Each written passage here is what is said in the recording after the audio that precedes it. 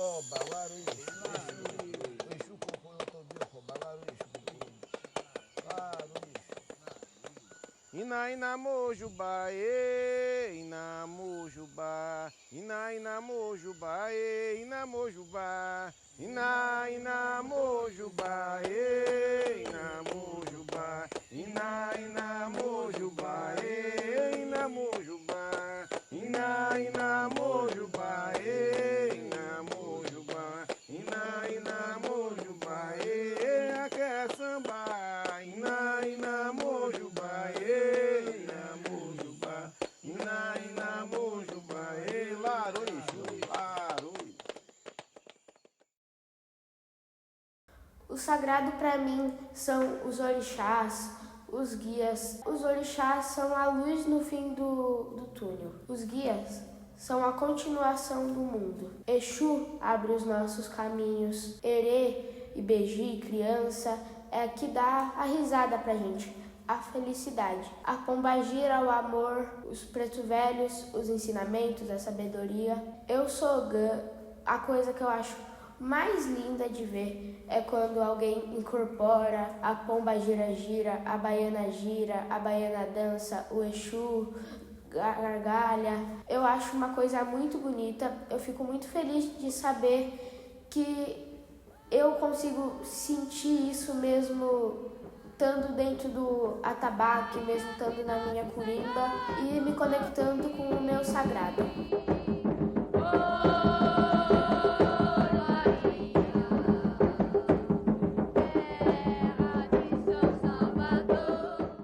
Eu sou a Luíse, eu tenho uma vivência que vem lá da Zona Leste, de São Mateus, depois eu venho para a Zona Sul. Eu falo isso porque é um pouco importante para mim me entender enquanto pessoa e qual é a relação que eu fui criando com a religião e com o sagrado. A minha família veio do Nordeste, uma parte de Pernambuco, uma parte do Norte, e por parte paterna, a minha avó, a minha bisavó já eram de terreiro. Isso foi uma informação que eu fui descobrindo ao longo da minha descoberta mesmo em ser de terreiro e o que é ser de terreiro. Eu ouvia histórias sobre o que a minha avó fazia no terreiro da minha bisavó, qual cargo a minha bisavó ela ocupava nesse terreiro, mas eram sempre histórias assim que pareciam quase uma fantasia, porque nunca ninguém me trazia um detalhe, sabe? Me explicavam as coisas. Eu sempre ouvia da minha avó que quando ela chegou aqui em São Paulo, ela se sentiu muito desestruturada e ela saiu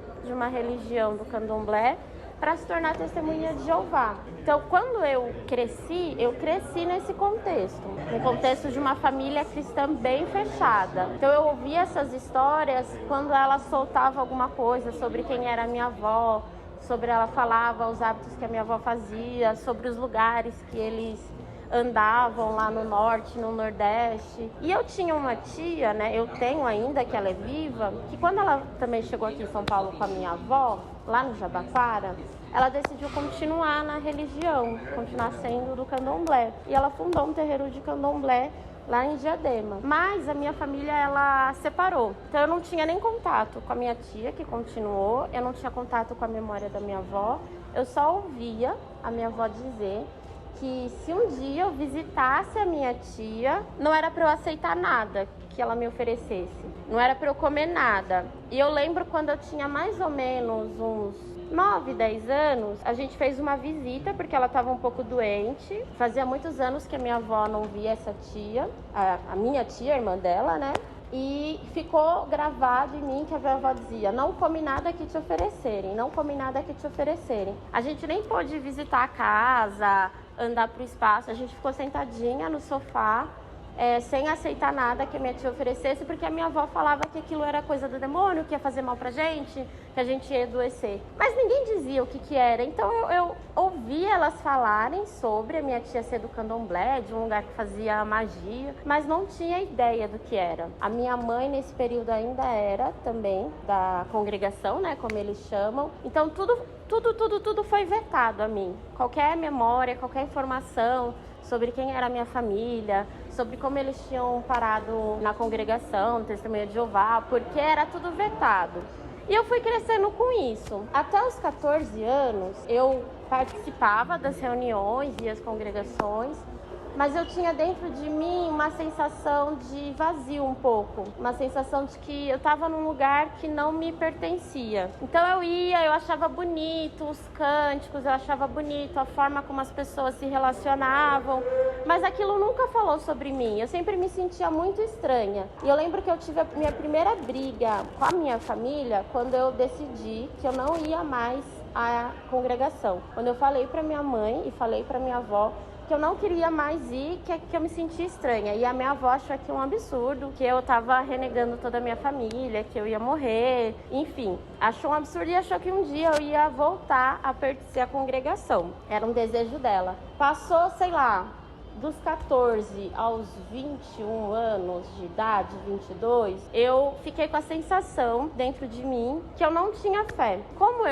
essa minha única experiência era na congregação, vendo, indo nos campos, lendo a Bíblia do jeito que eles diziam, eu falava assim, nossa, eu não tenho relação nenhuma com nenhum tipo de sagrado. Eu me sentia culpada, porque eu falava assim, eu não consigo construir dentro de mim uma fé que eu vejo as outras pessoas tendo fé, independente da religião que fosse elas, independente do hábito de sagrado que fosse delas. Eu me sentia muito culpada, assim, dos 14 até os 21. Eu achava que eu era a pior pessoa do mundo, porque eu não conseguia me reconhecer em nenhum tipo de fé que tinha sido apresentado até mim. Quando eu tinha uns 22, eu lembro de uma amiga me chamar para ir. Era tipo uma mesa branca, assim, onde recebiam pessoas. Aí eu fui. Eu lembro que eu me sentia estranha, mas fazia já mais sentido pra mim. Dentro de mim fazia mais sentido. E eu pensei, nossa, acho que dá pra construir uma relação de fé e de acreditar que foge a tudo que me foi apresentado. Depois eu lembro de eu dando alguns passos, conhecendo algumas casas, indo a muitas festas de orixá, festa de Omolu, festa de Iemanjá, festa de Nanã, festa de Oxum, em diferentes terreiros aqui em São Paulo. Então eu fui em Itaquera, um que é tombado, histórico lá em Itaquera, uma casa bem conhecida. Também fui no Jabaquara, que foi o primeiro terreiro de São Paulo a ser tombado, numa festa de Omolu e de Xangô, e eu já me sentia parte. Depois eu fui frequentar assiduamente um terreiro de Umbanda,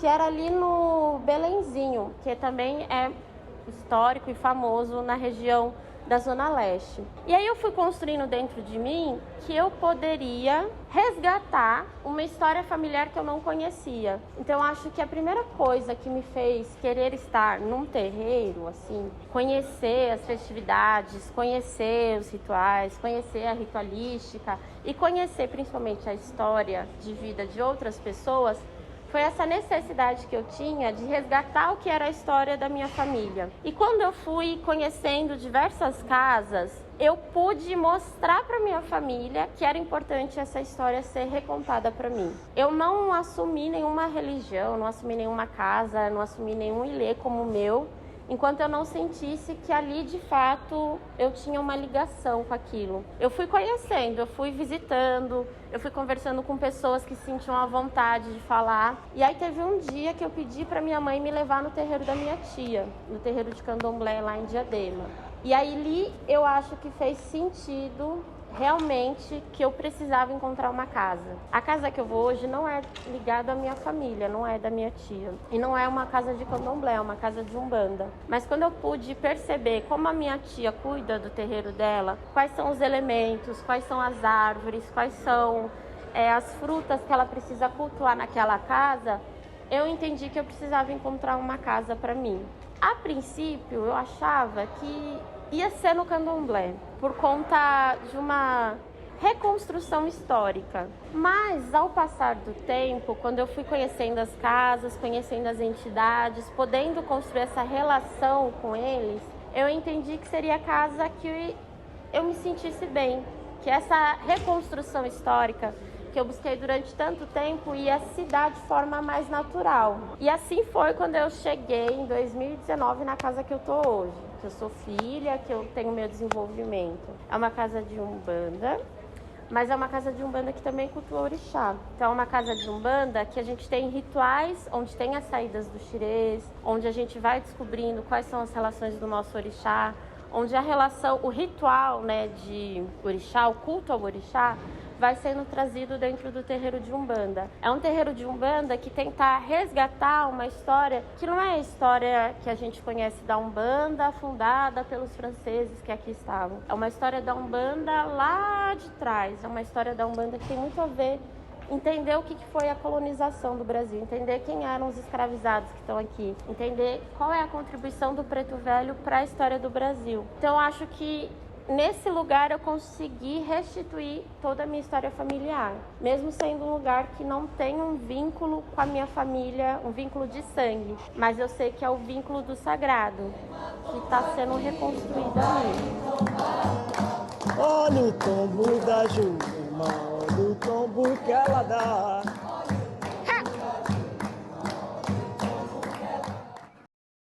O que é sagrado para mim é todos os meus orixás. Acho que eles me transmitem uma paz e uma verdade tão grande que eu consigo acreditar que eles são o meu sagrado. Eles me trazem confiança, me trazem amor e outras diversas coisas, e isso me faz me sentir acolhida. Acho que o sagrado para mim é eu me sentir acolhida ali. Não só como meus orixás me transmite aquela segurança e o fato de eu me sentir acolhida, mas acho que o fato da minha religião me fazer ficar acolhida, ali para mim é meu sagrado. O sagrado para mim é tudo aquilo que liga a mim com os meus orixás. Eu vou contar um pouquinho sobre o candomblé, que é a atual religião onde eu sigo e frequento. Não sei se todos sabem, mas o candomblé é uma religião africana que tem o intuito de cultuar os orixás. E recentemente eu tive uma etapa na minha vida onde eu passei pelo processo de iniciação, onde eu me tornei um Iaô e tive um nome dado de Dofono de Omolu. Então, basicamente é isso. O sagrado é tudo aquilo que me conecta com os orixás. E isso pra mim é tudo, porque, tipo, quando eu estou mal, quando eu estou desanimado, o que me dá força é saber que eu tenho um sagrado a cuidar, que eu tenho um sagrado a zelar. Mas eu não tô daqui.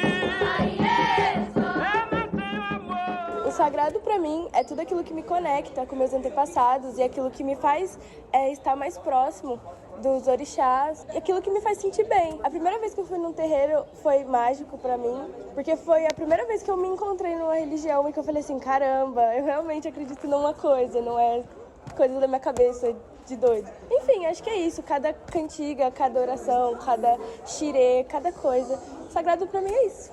Eu sou da Umbanda e minha casa também é candomblé. Bom, basicamente, as minhas experiências, todas que tiveram, foram muito boas. Principalmente quando eu era menor, que minha família, eles sempre tentavam me esconder isso de mim, mas não tinha como, afinal, eu sempre fui meio que ligado com isso. Eles tentavam me pregar o católico, mas como eu fui criado assim, eu acredito que não tem muita o que fazer, entendeu? O sagrado pra mim é o ato de respeito que eles mostram lá dentro. O ato de, independente da sua situação financeira ou da pessoa que você é, eles sempre vão estar mostrando a igualdade, a lealdade e mostrar que o sagrado não é apenas o carisma pelo outro, e sim a sua proteção a quem te acompanha.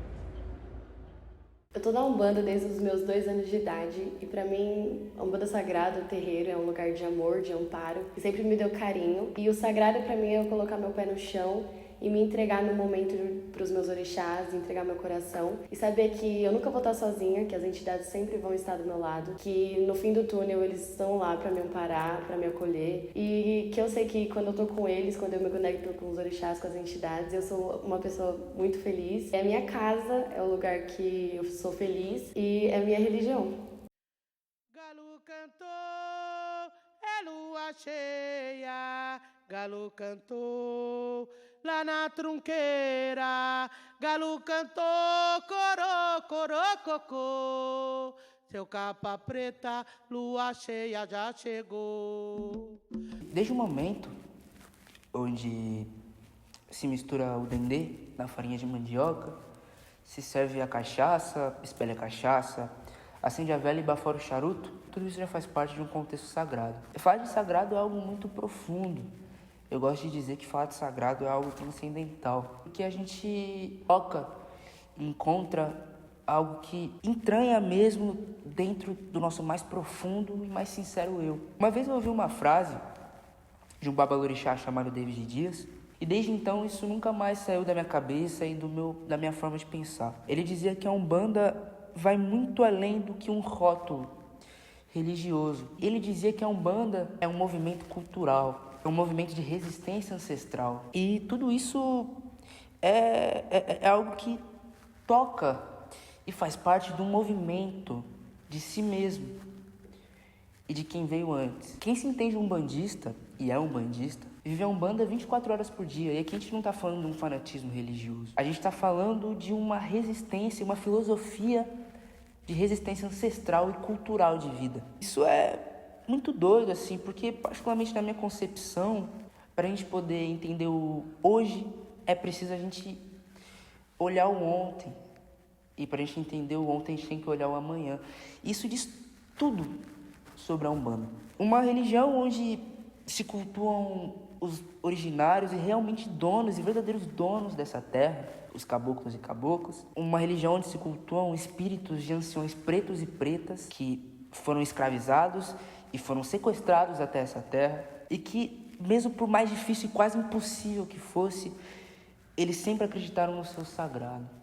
Eles nunca abriram mão do seu sagrado. Uma religião onde dá voz às mulheres que nunca tiveram voz e quando tinham, eram sempre as últimas a falar. E mostra que elas são e elas podem, com essa feminilidade de pombagira. Uma religião onde dá voz às crianças. Tudo isso cultuando os orixás de uma origem cultural originária, Nagô. E isso de um jeito, de uma poesia muito banto. Toda essa amálgama cultural, toda essa mistura é sagrada. Faz parte de um contexto sagrado. Essa herança banto, ou bantu, que a gente tem na Umbanda, vem de herança das macumbas. Macumba é uma palavra bem famosa, infelizmente pederasticamente. A macumba, ele vem do dialeto banto chamado Kikongo, que um kumba é um feiticeiro, é um poeta transcendental, é um poeta que tem esse contato de rasgar, de atravessar a alma. E quando a gente tem uma reunião de cumbas, a gente tem uma macumba, porque o prefixo ma, no dialeto Kikongo, designa o plural de algo. Isso é muito lindo. Isso é muito lindo. Aqui eu não tô, ninguém aqui está para falar, igual muitos negligencianistas e racistas falam, que essa amálgama foi feita de uma forma bonita e de uma forma, sabe, poética. Não. Muita gente sangrou e morreu e chorou para tudo isso resistir. Só que essa resistência, essa mistura, essa mixigenação, esse arroz com feijão é sagrado. Essa resistência é sagrada. E, sabe, eu acho que dá para entender um pouco de como é preciso olhar para o ontem para a gente entender o hoje. É preciso acolher e residir dentro da gente quem veio primeiro, quem veio antes, quem chorou antes e que hoje vem e nos auxilia a entender o hoje. Para finalizar, eu queria ler um texto de um livro que eu gosto muito, do Luiz Antônio Simas, que chama Umbandas, uma história do Brasil. E aqui, na página 15, ele diz o seguinte: nos rodopios que a vida dá, mergulhei em outras experiências, corri outros chãos, nadei em outros mares. Ao tentar me abrir para a amplitude do mundo, todavia, voltei às memórias do terreiro. E quero crer que, num país como o Brasil, a ampliação da democracia como tarefa de justiça social, indo muito além da frágil falácia de transformação social, como simples ampliação do acesso a bens de consumo, pressupõe o falar de muitas vozes, o descortinar de miradas e a ousadia de experimentar rumos que nos libertam da nossa crônica doença do desencanto, nascida na negação daquilo que podemos ser. Somos um país forjado em ferro, pelourinhos, senzalas, terras concentradas, aldeias mortas pelo poder da grana, tambores silenciados, arrogância de bacharéis, inclemência dos inquisidores, truculência das oligarquias, chicote dos capatazes, cultura do estupro, naturalização de linchamentos e coisas do gênero. Um Brasil boçal, muitas vezes institucional, bem sucedido como projetos de aniquilação. Acontece que no meio de tudo isso, e ao mesmo tempo, produzimos formas originais de inventar a vida onde a humildade só a morte poderia triunfar. Uma brasilidade forjada nas miudezas da nossa gente, alumbrada pela subversão dos couros percutidos, capaz de transformar a chibata do feitor em baqueta, que faz o atabaque chamar o mundo. Produtor incessante de vida no arrepio das horas, nas tecnologias do despacho na encruza e na alteridade da fala. O língua do Congo, canto nagô, baque virado na virada do caboclo estremeci na aldeia. Macumba. Não tem caminho para caminhar.